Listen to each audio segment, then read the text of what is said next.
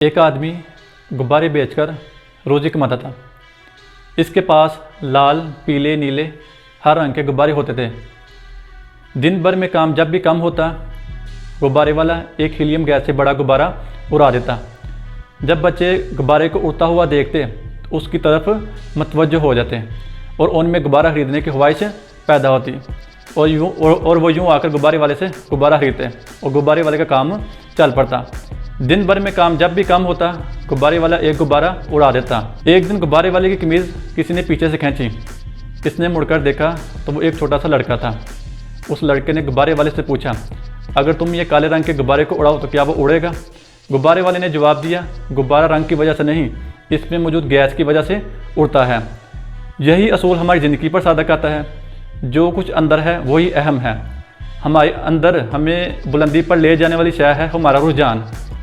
ہمارا رجحان جس طرف ہوگا ہم اسی شے کو اپنی طرف اٹریکٹ کریں گے۔ ہارورڈ کی ایک تحقیق کے مطابق جب کوئی شخص ملازمت حاصل کرتا ہے یا کامیابی حاصل کرتا ہے، 85% سبب اس کا رجحان ہوتا ہے۔ رجحان ایک اہم لفظ ہے۔ اس کا اطلاق زندگی کے تمام شعبوں پر ہوتا ہے۔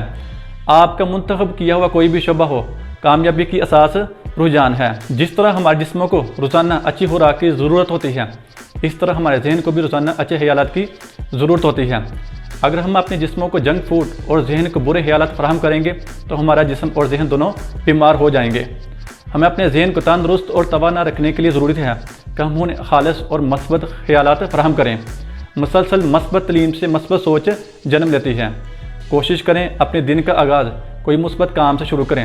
صبح سب سے پہلے کوئی مثبت چیز پڑھیں یا سنیں۔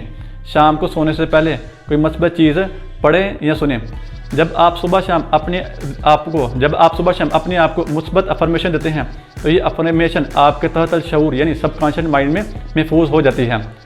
آپ نے اکثر غور کیا ہوگا، جب آپ سونے سے پہلے گانا سنتے ہیں، صبح جب اٹھتے ہیں تو آپ کی زبان پر گانا ہی ہوتا ہے۔ جس طرح کی فیڈ آپ اپنے ذہن کو دیتے ہیں، آپ کا ذہن اسی فیڈ کا عادی ہو جاتا ہے۔ اگر منفی خیالات فراہم کرتے ہیں تو یہ منفی خیالات کا عادی ہو جاتا ہے۔ اگر مثبت خیالات فراہم کرتے ہیں تو یہ مثبت خیالات کا عادی ہو جاتا ہے۔ یہ سارا کچھ آپ کے اوپر ڈیپینڈ کرتا ہے کہ آپ نے منفی خیالات فراہم کرنے ہیں یا مثبت خیالات فراہم کرنے ہیں۔ کامیابی اور ناکامی کے موضوع پر بہت زیادہ تحقیق کی جا چکی ہے۔ کامیابی کے راز کامیاب لوگوں کی زندگیوں سے جانے جاتے ہیں۔ کامیاب لوگوں کے تعلق کسی بھی شعبے اور طریقے کے کسی بھی دور میں ہو، ان میں بعض خاص صفات مشترک ہوتی ہیں۔ اگر ہم ان صفات کو پہچانیں گے اور انہیں اپنا لیں گے تو یقیناً ہم بھی کامیاب ہو جائیں گے۔